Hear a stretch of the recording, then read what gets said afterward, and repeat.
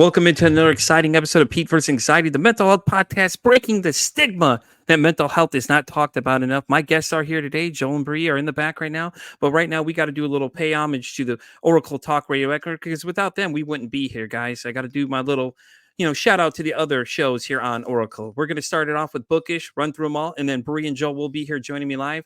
Guys, just so you know, in case you weren't here this morning, I do have a little initiative I'm calling arm to. It's called Podcast for Prevention. It's something I'm joining forces with, and we're trying to raise awareness for mental health. If you guys would like to donate, I will have the link posted in the video of this one, or it's on my TikTok and everything else. And there is a number you can text and everything too.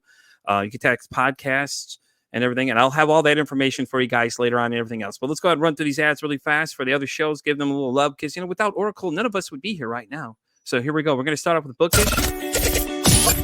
Bookish Podcast, hosted by Emma Saylor, is a unique look at all things literature and is your radio book club. Read along as Emma takes us through discussions of her books of the month, and you can chime in and give your feedback as well. Tune in Tuesdays at 3:30 p.m., only on the Oracle Talk Radio Network.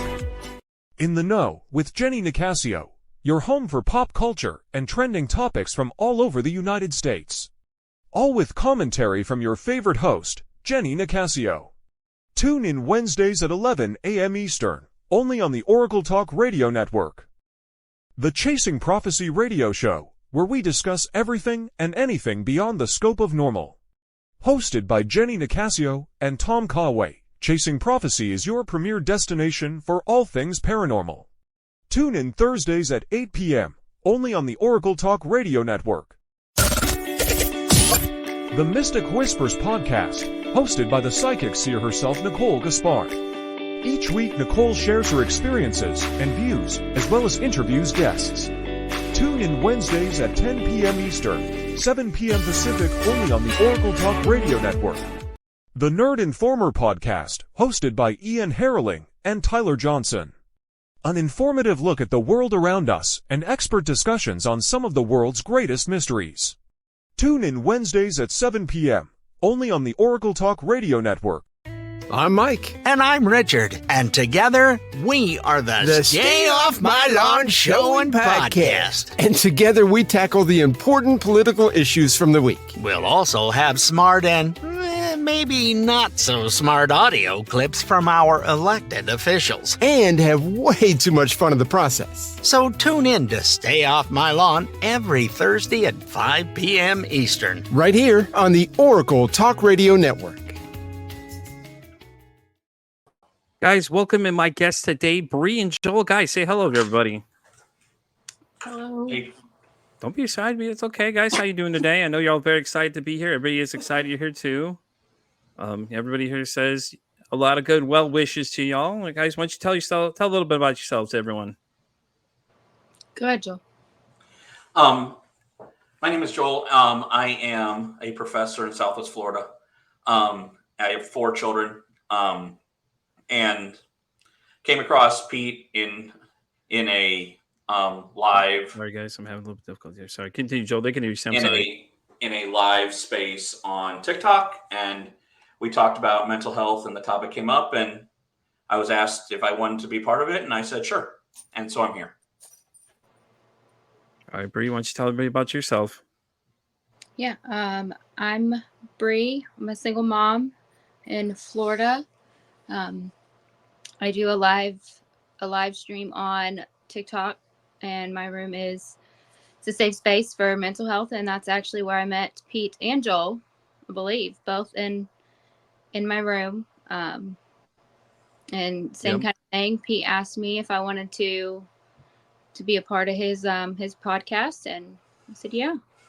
Right. And that's awesome. Like I said, thank you for coming, guys. I appreciate it. Like I said, Bree is doing amazing things on TikTok, guys. You can catch her weekly from 6 a.m. to what are you usually live? It's usually around 6. You usually change it around. I changed it up a little bit. It's 8 a.m. in the morning and 6 p.m. at night, Monday through Friday. And then the weekends are sporadic. Just definitely. Whenever. And then you guys, if you ever need anything, pop in there, say hi, say what's up. She'll say hello to you. She's not like some of these other people who just kind of have 50,000 comments going. She'll go through and read them all. And Joel's been in there, everybody else in there. Sean from this morning, he was in there too, and everything like that. And it's great that you guys came today. Like I said, you guys are more than welcome to share your stories. Whoever wants to go first, go right ahead. You can go. Mhm. You can go, Let Joe. me go. Joel's like the spotlight's on me. You got this, So, buddy. Don't worry. so as I come across it in my classroom, it is a significant topic and issue that is plaguing America today and around the world. And I went through it myself in the year before COVID, during COVID, and the year after COVID. And it took a lot of refinding myself after COVID, and some of it is the photography that's on the wall behind me, that getting me behind the lens or editing pictures for people, and that just helped me. But there are still some days where I find myself in the throes of it, and you need somebody to lean on. And as I tell my students every day in class, if you don't need somebody to lean on, be there for somebody else, because there are days where we all need it, and there are days when we're all in that kind of thing. I taught middle school for 17 years, and so I saw preteens dealing with it, and I saw that sometimes they just need somebody to listen to. And then as I've graduated into the college level, that it's there too, and it's something that needs to come out. That, and as I'm teaching every day, it's like I say to people, like, what's the hardest thing about mental health, right? You can't see it. You don't know when somebody's struggling unless they're willing to share, right? And if you're not struggling yourself, be there for somebody who is. And that's my story a little bit. So feel free to ask questions. Yeah, definitely, man. And like I said, I appreciate you coming and sharing everything. And like you said, a lot of times you don't know when people are having a rough time. Like Sean pointed out this morning, he said, a lot of people, when they say they're okay, they're not okay. You don't know that. And, and I think that's the most truest point ever made, is that, like when people say they're okay, are they really okay? That's the question we ask ourselves now. And, a lot of times, and ever since, I've been on this whole journey, it's something I've been thinking too. When people say, hey, I'm just doing okay. And if you listen to how they say that they're okay and everything else like that, a lot of times you can tell and read the emotion in the room that, hey, something's up, but, don't be afraid to ask. Just say, hey, is something wrong? You all right? You can talk to me if you need to. And you can talk to any of us. Like, you can contact any one of us, and I'll talk to you about it, especially Bree and I, Joel, the rest of us. We're all willing to talk to you about it, guys. Like, you're not alone out there. And I know that's the number one thing for a lot of people. So, Bree, you want to go ahead and tell your story? Yeah. I've been thinking about this all day, because honestly, it's a really long story. So I've just kind of been trying to pick things. I guess I battle with mental health. A lot of you know this, and I've been dealing with it my whole life, as long as I can remember. My mom was married to an addict and an alcoholic. So growing up, she did her best, but it was not the easiest home life, and she will say that herself. And then it kind of led to my junior year of high school. I started drinking a lot.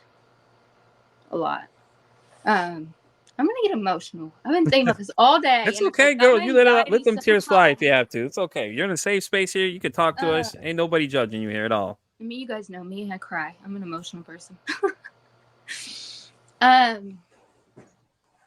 started partying and drinking a lot.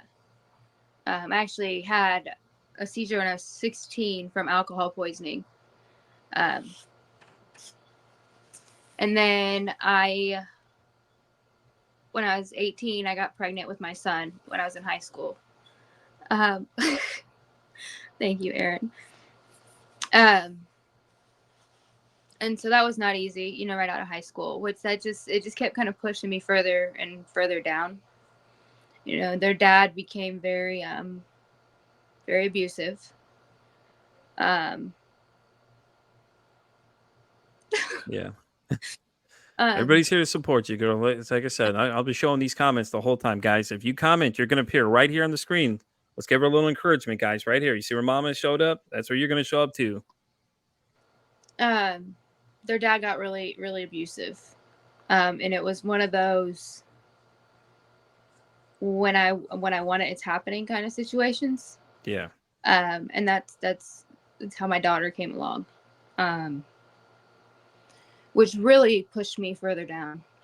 And then the partying got worse again. It got worse again. And I ended up having a friend that wasn't a friend, and we had a party one night, and I was assaulted that night. I'm sorry for that. Which I've always struggled with. That's something I don't really talk about, Yeah. you know. Um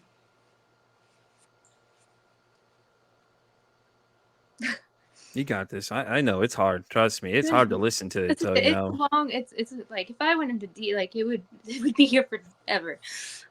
So we got plenty of time. You just uh, take your time. You just tell it how you need to. Trust me. It's hard. Trust me. It's hard to hear these stories when people say things like that, because it's just like, oh, it's yeah. rough. And I'm sorry that has happened to you. That's just ridiculous. Oh man.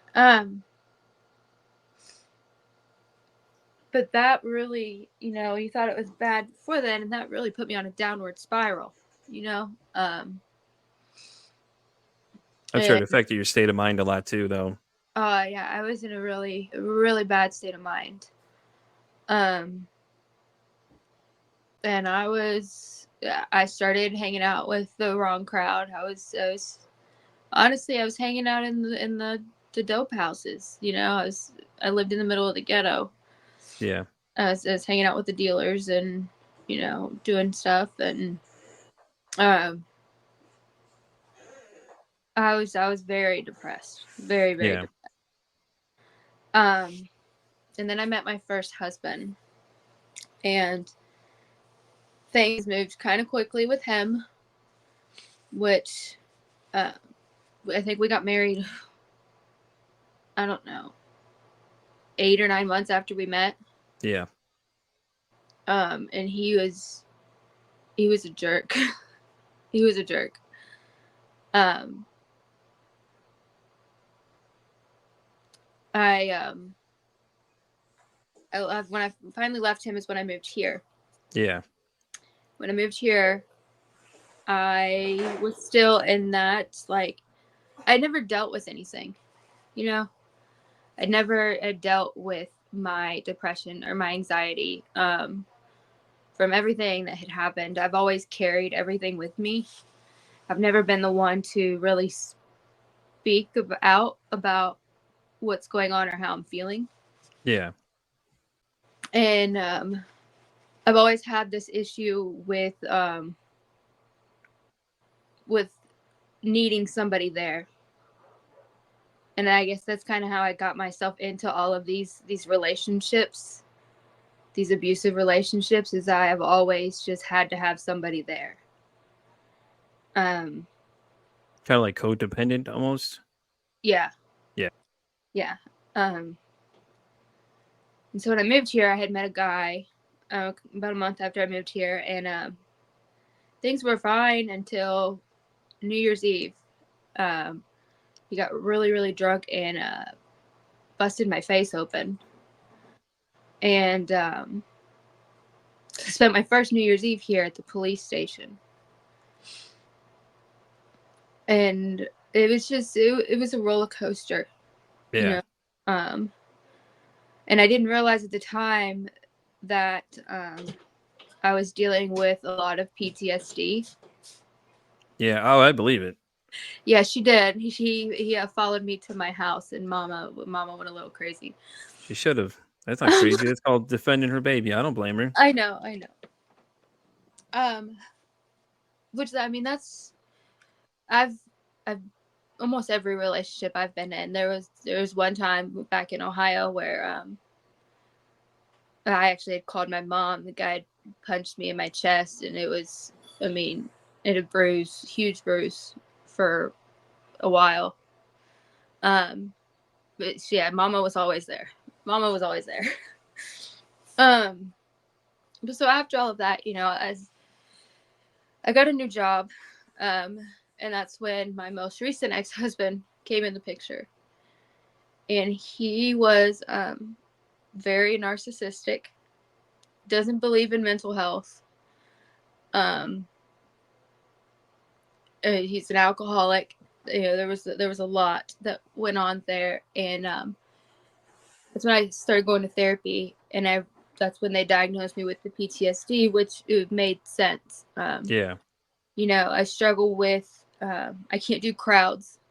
People who, if there's a big crowd and people are drinking, I can't. My anxiety gets too high because of just stuff that I've been through and stuff that I've seen. Yeah.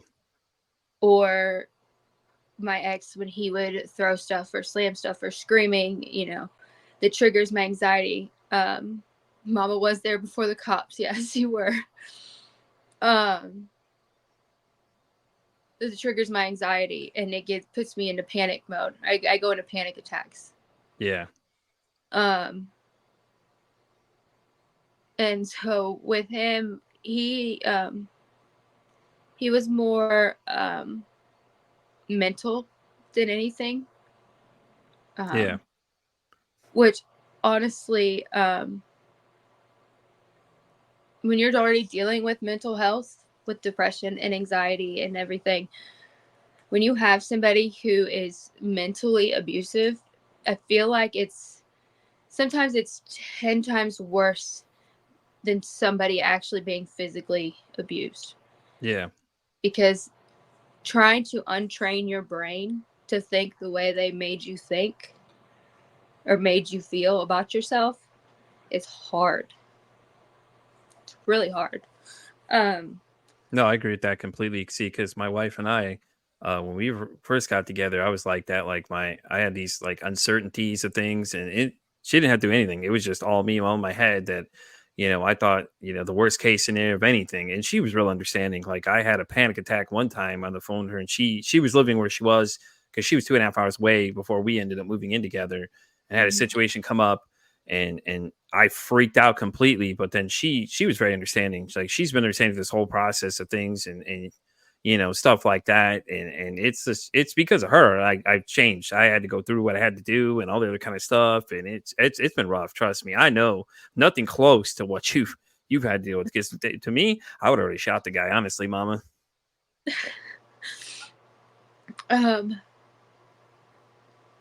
Yes, you will, Mom. Yeah, it was just so like with him, it was the way he would make me feel about myself. He made me believe that basically, even though I was the one that paid all the bills, if I left him, I'd have nothing. I was worthless. Basically, he kept me isolated. Yeah. One night, so he had multiple affairs. One night, I found out he was having an affair, and he got mad, and he had put me in a chokehold, and my son walked in. He was 7 at the time, and you think that would have been my reason to leave, but I was so mentally messed up, and my son, he still talks about it. He still remembers it. But honestly, if my son wouldn't have walked in that night, I don't know what would have happened. Because that's the only reason he actually let go. Which is scary to think about. But then he doesn't remember. Because he'd get so drunk, he doesn't remember. I think he remembers. He's just trying to I mean, deny it. He might.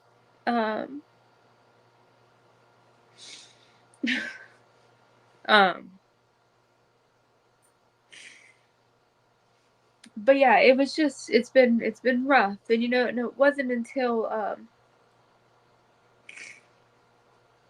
I don't know, it wasn't until I actually started going to the gym and working on myself that I actually built up enough strength to make him leave, you know. Yeah. But even then, like, still dealing with it has been it's been hard. Just trying, not him like leaving, not the separation, but the trying to get myself back, you know. Yeah. No, I get that completely. Trying to rediscover who you are and all that. Yeah, I know that feeling. um no, I mean, I could. When That, I when my wife and I, or my ex and I, we split up. We've been together 15 years, you know. She gaslit the fuck out of me. Like she gaslit me like crazy. Had me thinking, questioning reality, making me think I was crazy, everything like that. And when I left her, finally woke up, it was just one day she had called the cops to my house, and the cops had told me to leave my house that I was in because she was afraid of me because, you know, she had wound me so tight. I was just going off here and there, and I was yelling and screaming and things like that. And it was the point that woke me up to like, hey, I need to get out of this situation. And it got worse after that before it got better. So I totally understand that. Like I still am trying to rebuild myself right now. And now I'm doing therapy, it helps out with a lot of that stuff, you know, and yeah. it's crazy. Like, and anybody wants a good definition of what narcissism is. My last week's episode with Kim Quarter, or I'm sorry, Melissa Kim Quarter. She and I discussed it in great detail. In case y'all want a good definition of it, she was phenomenal. Yeah. Um. So true, Mama. So true. Yeah. I'm telling you, there's like, I can't even tell you the kind of things I've went through when it comes to men. I went to jail because of a guy. I spent 3 weeks in jail, and then I still married him because it's where I was, you know, mentally. Yeah. No, I get that completely. Um. So yeah, it's been a lot, and I guess that's honestly how my room got started on TikTok. You know, it was just everything that I had been going through, and I was in a really dark place, and all of these people just kind of found me, Yeah. and it just happened. Yeah. I heard you talking about mental health when I got pulled in. I was like, "Ooh, back up. Let me go listen to what she's got to say now. It's usually Yeah. the first thing that always pulls me in anybody's room. As soon as they say those words, I pop in like, okay, let's hear what you have to say now. And then I'll start listening to people. And that's like I said, that's how you did up here because I pitched the idea for you to come on, and I do that to a lot of people. Like I ask a lot of people about this thing, and you know, it's like I said, it's a great place for people to come on, share your stories, and people can see that this is a real deal. This is something real she's dealing with. Look at the emotion this woman's showing you right now. This there's going to be a call to arms for this, guys. Like we need to stop overlooking these things and start taking action against it. Yeah. You know, you're 100% right, and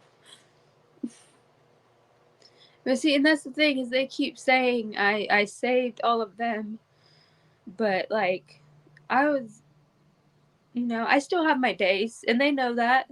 I'll get Yeah. on there, and they can tell, and then I just start breaking down because I'm just in a funk. You know, Bree, you know what it is? It's that just Oh, because you're so real. Like the emotion you show is so real, and you know, that's what people connect to is because you know you're just real. You're not fake. You're not robotic. You're not any of those things like you see for a lot of these people that go live sometimes, and they're just like 50,000 comments. Oh, guys, hey, subscribe to this, subscribe to that. You're like, you don't have to send me anything. You just want to come talk to me. I'll talk to you. And a lot of people, yeah. that's all they want. They just want to be heard, and that's what you provide for them. No, they helped save me. Like I was in a really dark place. You know, I mean, just got divorced. I lost my job. You know, a single mom. I have no family here. And then, you know, all of a sudden, overnight, I find out, you know, I'm gonna have to move. And then within like 2 days after that, like all of these people just showed up in my life. And Everyone does deserve to be heard, Mom. That's the whole point of yeah, this podcast, guys. If you want to be here in one of these seats where you see Joel and Bree, where my fingers pointing probably the opposite direction. Anyways, yeah, guys, hit me up. Let me know. Like I said, we'll get you on here. I have plenty of time to set it up. Like I got a calendar and everything. Just let me know. We'll let you come on here and say your piece and let everybody hear your story because you never know. It could change somebody's life. Um, but yeah, no, they helped save me, like, because Yeah. I didn't know. I was in a really dark place, Yeah. you I know, get that too. and I still struggle daily. Some days are better than others, just because everything's just overwhelming, you Yeah, know. I believe it. And being here, trying to do all of this on my own is hard, you know. Mm-hmm. Um,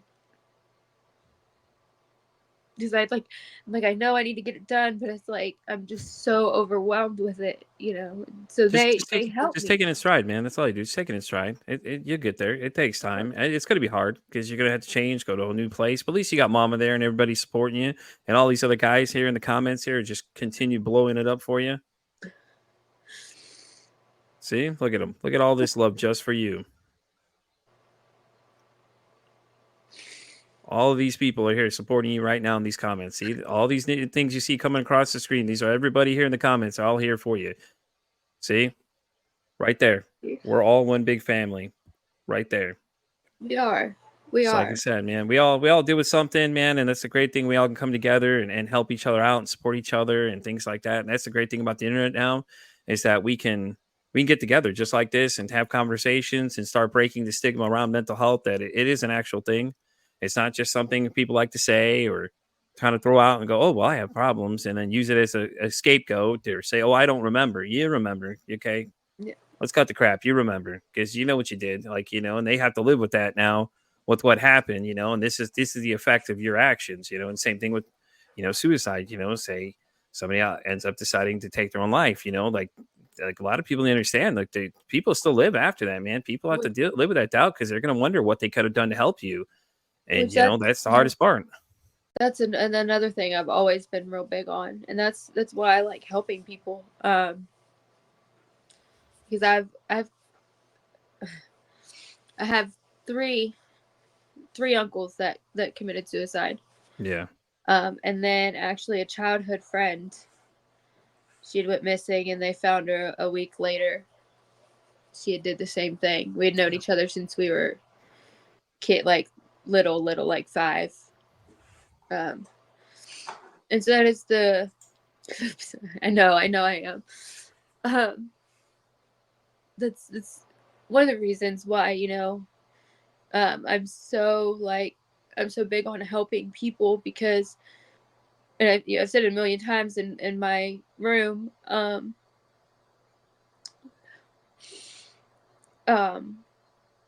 Matt, you distracted me.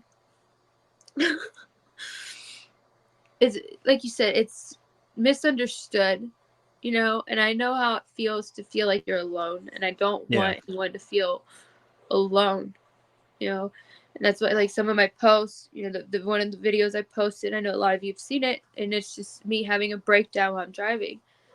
I, um I think it adds the realism to what it is you deal with on a daily basis, that people see that this is a real thing, that it's just not a made up story. Because with the internet, everybody will start saying, oh, well, you never know. This ain't Wikipedia, guys. This is real life. She's showing you the real person that's there. And she's the same person she's always been.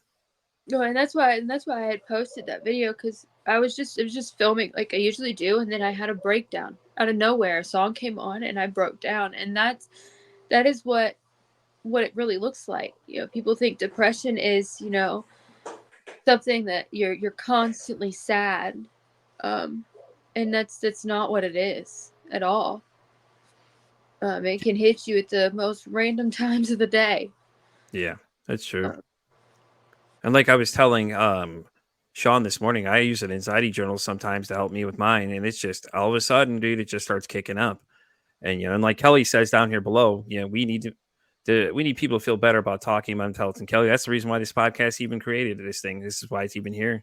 Like I want people to understand that this is a real thing. Like people need to talk about it. It's nice to make those little flashy videos for men's mental health month, but let's look at the statistics. It's insane. People in my age range are the second highest amounts to commit suicide, and then down in the teens is below that. So I mean, it's yeah. not talked about enough, man. We're not doing enough to solve these problems, and I feel like we avoid the issue instead of taking care of the problem. That's true. See, as Mama says right there too, and like I said, it's just insane, guys. Like I said, it's just crazy that we have to do. We have to come this far to cause us all to come together to come talk about some issues. Like we talk about everything else, but why can't we talk about this too? Why can't we make this a normal household conversation? Yeah. See, look at all these kind words that are coming in. These are all for you guys. See, look at what you've done. Just 2 weeks, right? You said you've been going live 2 weeks. Today would make a month. Okay, so about a month now. My bad. Correction, a month, and see how much impact you've made on people just by being yourself and listening to people. See, all these people have come together because of you. See all these words, all these kind words that are showing up on the screen as we go down this list of everybody saying something. And you're right, Book. Mental health isn't talked about enough. It honestly should be talked about more. That's why we're doing this. It's right here too. And that's the whole point of this podcast, guys. Is I want you all to come on here and share your stories anytime you want. You let me know. We'll figure it out. Like I said, that's the great thing about this. And if it wasn't for the station I'm partnered with, Oracle, it wouldn't be there. But everybody around the world is hearing your story right now, Bree. You're live on Live 365 Radio for the Oracle Talk Radio Network. We're live there. We're live on their YouTube. We're live on their Twitch. We're live everywhere. Everybody can see this everywhere. And they're going to see this, and somebody's going to be, their lives are going to change. Or they're going to feel different because they see that, somebody's talking about the issue. And it only takes one person to cause change. And as you can see, all these people are here commenting these things for you. And you did this all your own. Nobody else did it but you. It really is, and that's what it is. The fact that you're so real about it. Joel's here because of you. I'm here because of you. Like I said, the reason we're sitting here is because, you made that impact on somebody, and like I said, the reason this podcast thrives is because people like yourselves are out there pushing for this initiative to be talked about. And it doesn't get talked about enough. That's the problem, guys. I really think we need to start teaching our youth about it and let them know the realities of things and let them know, hey, if you got a problem, let us know. Like, you're not alone. That's the problem out there. Joel, you have anything you want to add? Absolutely. And I would make somewhat of the same argument that especially as men, we are told, be strong. Don't let people know you're suffering. And then it gets to the point where it becomes a full-fledged breakdown, right? And I've come to the point where I've jumped in the car and drove away from my family, right? Because of it gets to the point so strong that I'm not worth it. I'm not good enough. I can't be good enough for my family. I can't do anything that is good enough. No one cares about me. No one would miss me if I was gone. All these thoughts that run through my head. And we try to cover it up. Yeah. We try to cover it up with our profession. We try to cover it up with, oh, I'm okay. How are you? Yeah. I'm fine. Right. And too many times we're covering up things and people are truly wanting to know how we are. And we say, oh, I'm fine. Right. And it's heartbreaking to hear Bree's story. It's heartbreaking to see what I see in society. Yeah. When I was teaching middle school, I had a student commit suicide in a very violent manner. And I had to talk to students that morning about what had happened. And I had a coworker killed by her husband in a very violent manner. And these things, I don't ever think, and these things happened 2-3 years before COVID.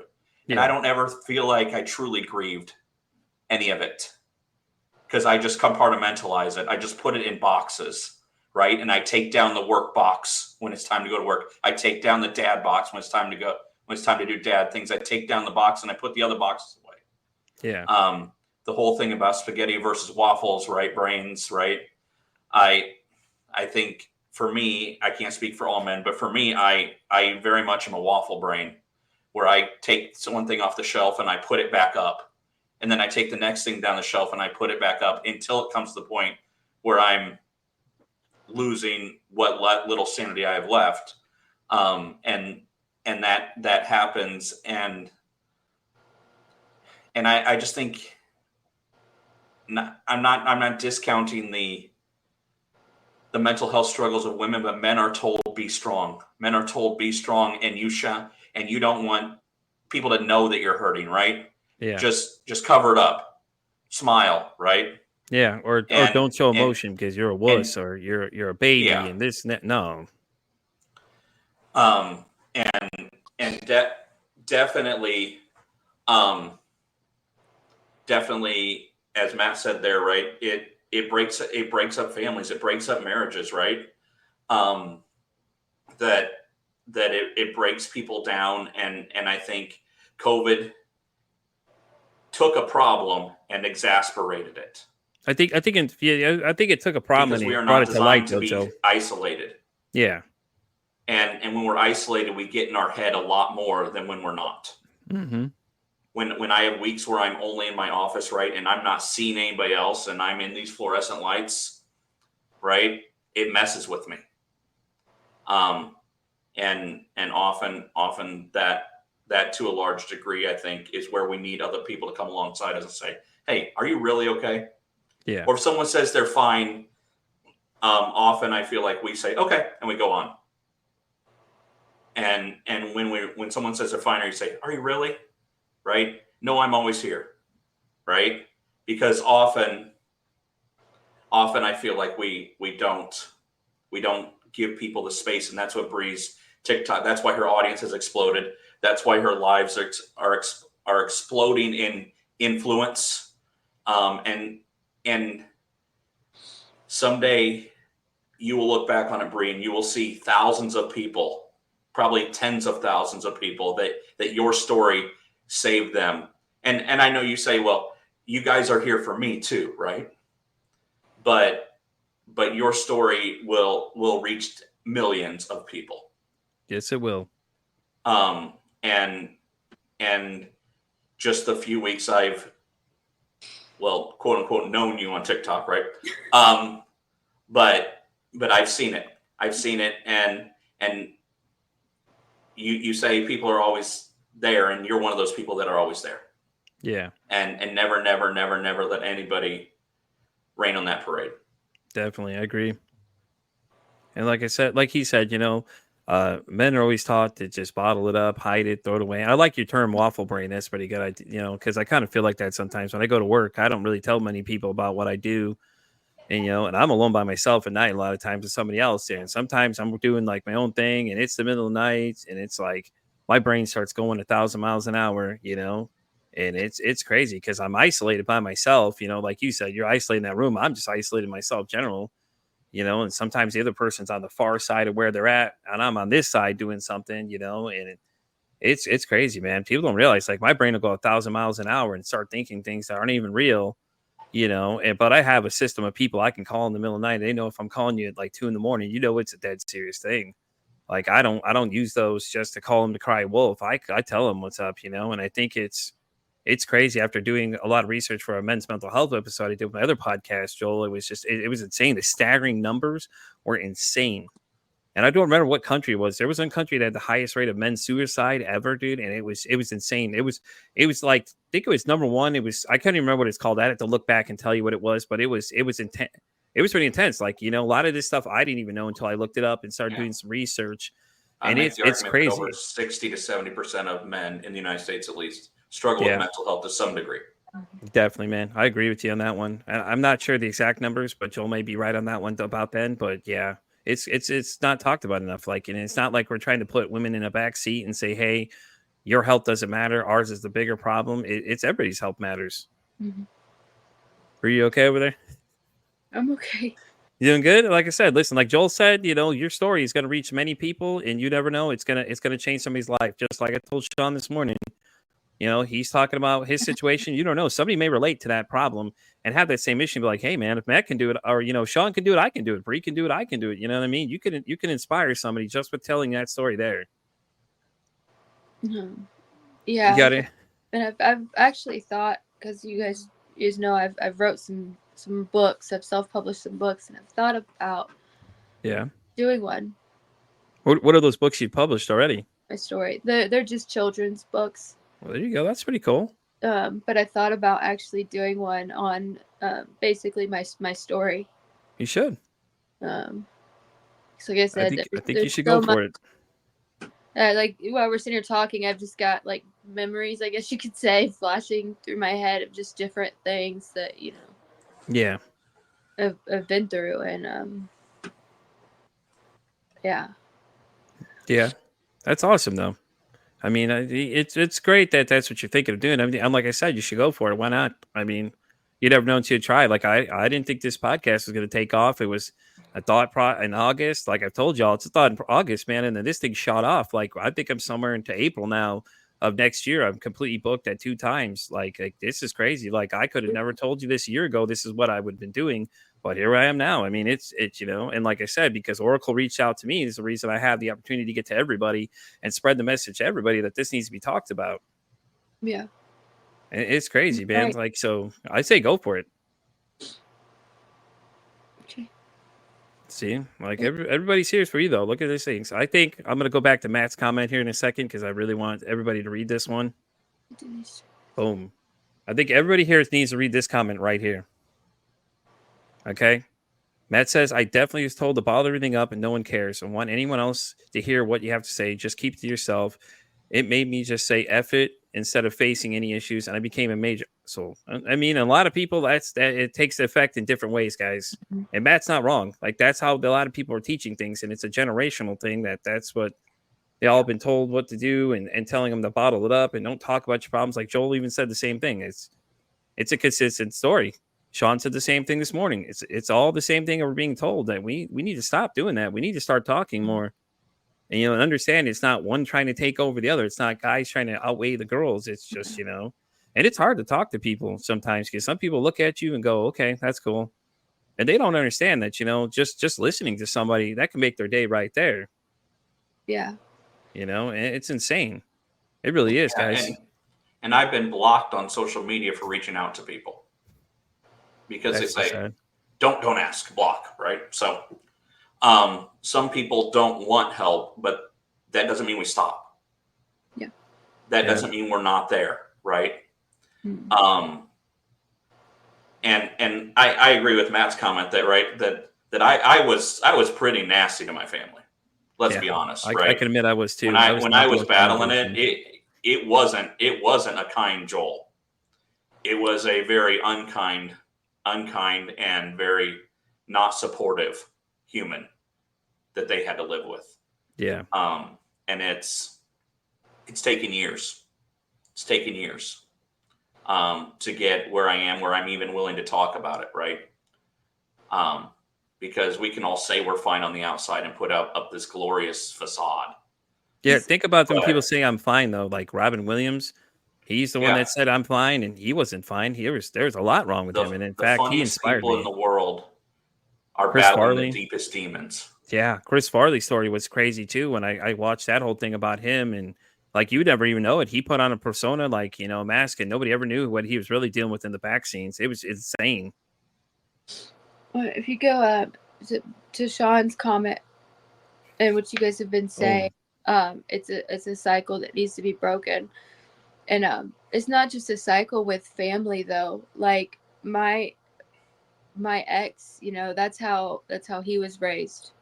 Bottle it up, And so with me, that's how he was with me, on top of being, an alcoholic and being very narcissistic. That's what he was taught, not to show, it doesn't matter. Just leave it, bottle it all up. Nobody cares. And that's how it was with me. Like does that make sense? Like that's what he wanted. Yeah, makes sense.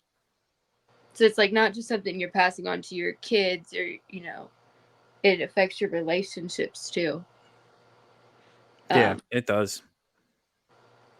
And to Joel's point of being very nasty to people, I was, guys. Like, let me tell you, you guys would have met me about 10, 12 years ago. Like I was telling Sean this morning, you would never seen the same person. I was that nasty to my own kids. Like the littlest things would set me off, and I was doing a lot of drinking and everything else. And it was a constant argument between me and my ex. And and as it got further down the line, it just progressively got worse. I would start lashing out and things like that. I'd start yelling and screaming and just get to be a very ugly person to be around. Like you wouldn't have wanted to been around me at all. My whole persona was not even anything I am now. I am so much different than before. And it's hard. It really is. It's really hard sometimes. I always had a problem of but basically bottling it all up, holding Mm-hmm. everything in. And my mom, she will agree, because she'll be like, that was a year ago, Bree. But like, that's just how I am. Like, I would hold everything in, and then one day something would click and everything would just come out at once. You know, and to touch on that point, it's funny you say that because I had something recent that happened that caused me to get help finally. It was with me and my wife. I don't remember. It was something totally stupid. We were having a disagreement and I just went off. Like, when I tell you I went off, I just went berserk for Mm-hmm. no reason. And she didn't even ask for it. Like, she just sat there, looked at me with the calmest look on her face and didn't say a single word. And she didn't deserve that. And that's when it brought to me that I need to do something about this now before this becomes a major problem. And she's a big reason why I started trying to change. And my parents said the same thing too. They said that they like the fact that she's causing me to make these changes. Yeah. But I also noticed, like, with me, so when I was started going to therapy, they told me, because I would have these ups, like, I would, when stuff would go on, my anxiety starts. All my stuff, like I said earlier on Sean's, when Sean was on here in the comments, that my depression and anxiety trigger each other. And so something would happen, and I would start to feel very depressed. And then my anxiety kicked in, and then I'd usually go into a panic attack, but then I'd have these ups and downs. I'd be okay, and then next thing you know, I'm crying like crazy, and then I'm screaming, and it was, Yeah. and Yeah. the therapists were trying to, like, they're like, well, we think you have bipolar 2 disorder, and they're putting me on medication and all kinds of stuff. And what I noticed, though, is after I kicked my ex out, that doesn't happen anymore. Yeah. It doesn't happen anymore. Like, those outbursts that I had and those ups and downs, like, I mean, I still get into my funks, I'm still dealing with a lot, so my depression still bothers me, but those ups and downs and those highs and lows that they were saying was the bipolar 2 wasn't really that. It was just my depression and anxiety and the way I was being taught to feel. Does that make sense Yeah. what I'm saying? Yeah. It makes perfect sense. Mm. This comment right here, just so you know, this is exactly what happens to me. Yeah, As I Des says, I'm constantly overthinking and questioning so much. That's mm, 100% Des what happens in my brain. And I'm standing there me too. looking at you at any time. I'm questioning everything, and it's just because all them years that I had to deal with all that stuff Yeah. and everything like that. It's just I constantly think about it, and the other person doesn't have to do anything, and it could be the most like outrageous thing you could think of, but it's like that's exactly what's going on in my brain at the time. So. Has Yeah. anybody got anything else y'all want to share, guys? I mean, we still got a few minutes here. We can kill. You want to shout out to anybody, Joel? Want to say hi to anyone? Send a special message. Anybody got anything to say? Listen, all right, let's try this. Okay, if you all had one message to the world, what would it be? I know so you can think about it for a second. I'm just trying to get all these comments on you guys. I appreciate everybody commenting all these kind words. I really do, guys.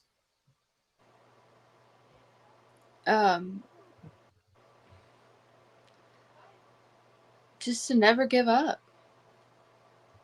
It's gonna Yeah, get hard. You're gonna have really hard days, but you just gotta keep going. yeah. Gotta keep going.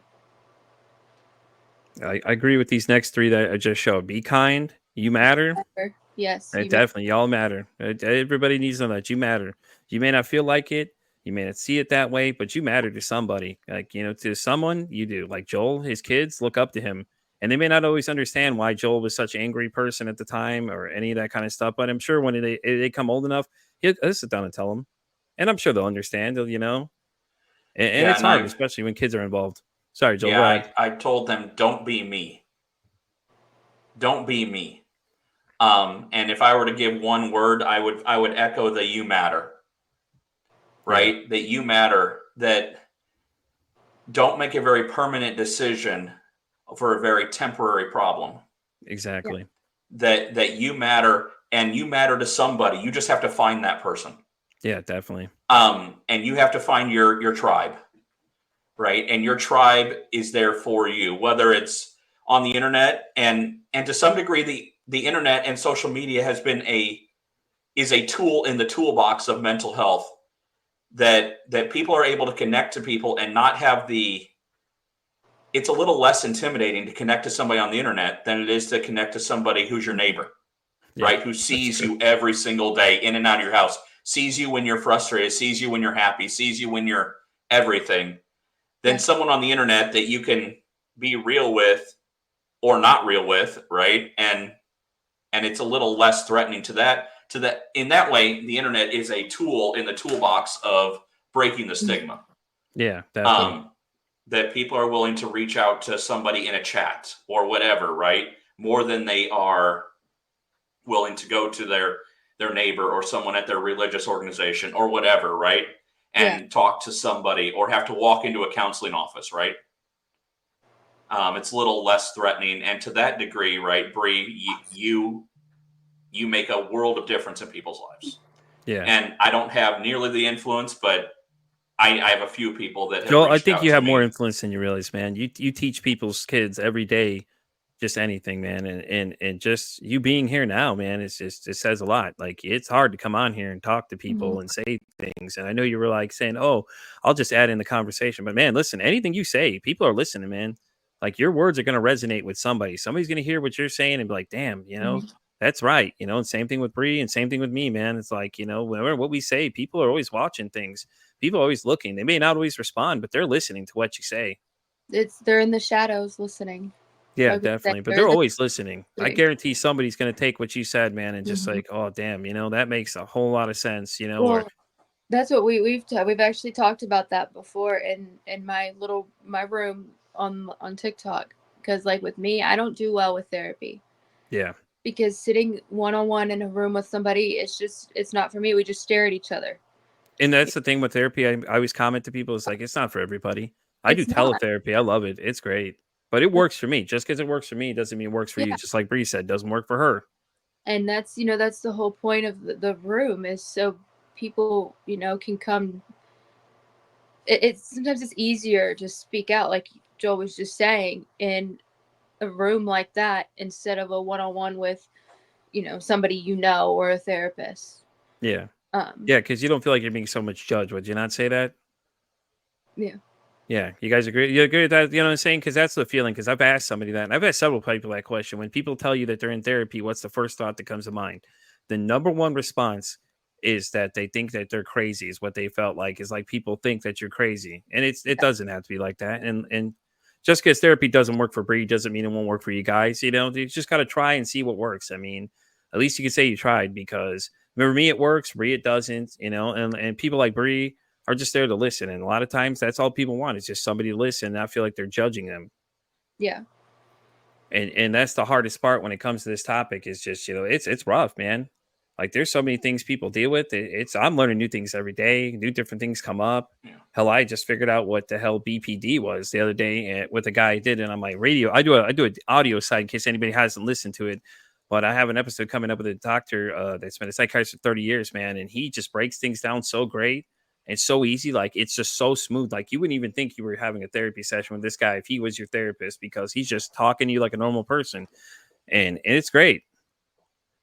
Sorry, guys. I'm looking at some of these comments here at the same time. But yeah. I would agree with that therapy works for some people, right? It doesn't work for others. Definitely. Right. For me, that wasn't the solution. Yeah. For me, it was like going outside and getting vitamin D, because Florida, we can create it, right?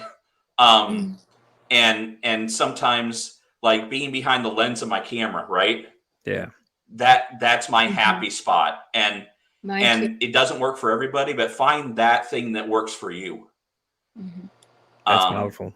That's powerful, man. That is, because like I'm in my backyard at sunrise, just me and the camera click. There you go. Right. I love photography. And photography for me is, and that's basically all I put on my TikTok account is my photography. Oh, those are your pictures? Those are amazing, dude. I like them. Yeah, those are all mine. Those are all awesome. My pictures. But it's my thing that centers me. Yeah. Right. And it's not always the same for everybody, but find that thing that centers you. Yeah, definitely, man. I agree. Like for me, it's a lot of times I read books. I work. I just go out and do whatever. I watch TV. I watch movies. I love movies, man. Like anybody that knows me, I can quote movies left and right to people, and people just look at me weird. And I'm like, oh, you never seen that movie, and just walk away, And it's just whatever you guys want to do.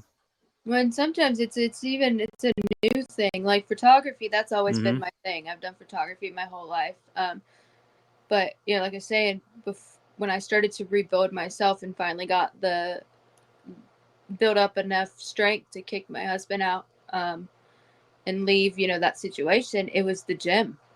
Yeah, The gym was Yeah. that was my place. I started going to the gym after my back surgery, and I lost 60 pounds, and I was finding myself, and I was working out every day, and like the yeah. gym was my place. I've been slacking on the gym. I need to go back now that you say that.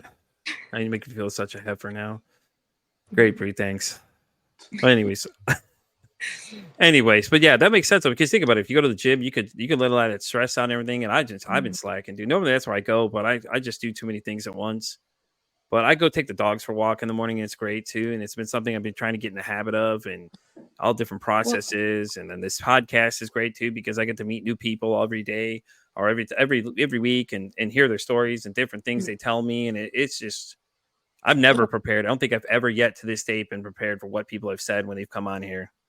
well, If y'all haven't seen the Brandy Luke interview, oh, woo, go watch that one, guys, because you hear a woman who said she's dead for about 5 minutes and explains exactly what it's like to be dead, literally what she described it as to being. And it was just like, I'm never prepared, man. You never know. Like you can ask people questions about things, but you never really know. Especially the Columbine shooter. That one's out on my audio side of the podcast. God damn, dude. I talked to her. Woo. I'm not gonna lie, I was feeling that emotion. I was literally in a dark room recording this episode. I don't know why. I just didn't feel like turning the light on. I'm just weird like that. I was just doing the audio side, and she was telling us this story. And from what she said, she was about 6 feet away from the person because she could see their eyes. Like so, she had to be at least 6 feet away, at least to see them. She saw I was under the table, buried under chairs, and he was trying to tell me to come up and come out and everything like that. And he's gonna kill us all and this other crazy stuff. And I'm like, what? I didn't realize she was that close. And in my sheet, I have a sheet where I collect data from people and just information. So I know what we're going to talk about a little bit, get a little background. She had never put that how close she was. She just said I was in the library. That's it. And then when she told that story, I was just like hanging on my seat, like, oh shit. Oh shit. And there we go. She's like, I could see his eyes. I'm like, and my heart's racing and my anxiety's kicking up. And it was just the craziest thing ever. So mm. all right, guys, we're getting ready to wrap up, though. Do you guys want to plug your social, Bree, where everybody can find you? Yeah. Here to spread positivity is what it is. And Joel, you want to? TikTok. Don't forget to give out yours too, buddy. Okay. I don't even know my username. I think it's Air Jolden or something. Listen, if you go by Bree's Live, Joel will be there sometimes, and go check out his photography for sure. Yeah, guys. It's awesome. It's at Air Jolden, but that's a nickname from way back in middle school. But yes, always reach out. My inbox is always open to anybody who feels that if they don't feel like they have somebody who can listen to, feel like they need to just unload frustration, because that's when I was in my darkest hours, it's that I didn't have that. Yeah. Right. Yeah. I didn't have somebody that I could unload on, judgment free. Yeah. Right. I had plenty of people I could talk to, but I didn't feel like they'd do it judgment free. Definitely, right. So definitely. always reach out to somebody. If you need somebody, I'm there. If you need somebody, I know Bree's there. Right. And I know Pete's there. But be willing to reach out to somebody. Don't be afraid to reach out. No, we're always here. Definitely, guys. And as I always say, guys, it costs nothing to be kind to somebody. One kind act can save somebody's life or make their day.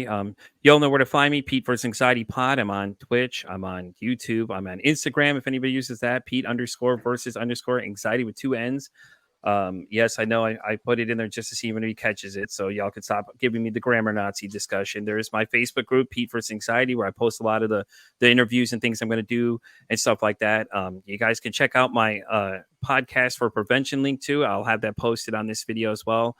Guys, even donate $1, hell, even spreading the message that we need to talk about this more, guys. But as always, guys, I thank you both for coming. It was great having you guys. I really appreciate it. And you want to say goodbye to everybody real quick? Everybody in the comments, by the way, too. I appreciate y'all coming and showing support. I really do. Yeah. So, but Thank you, anyways, guys, Thank you. this has been another exciting episode of Pete versus Anxiety, guys. I will be back next week at 10 a.m. Monday Central Standard Time and at 3 o'clock again with the theorists.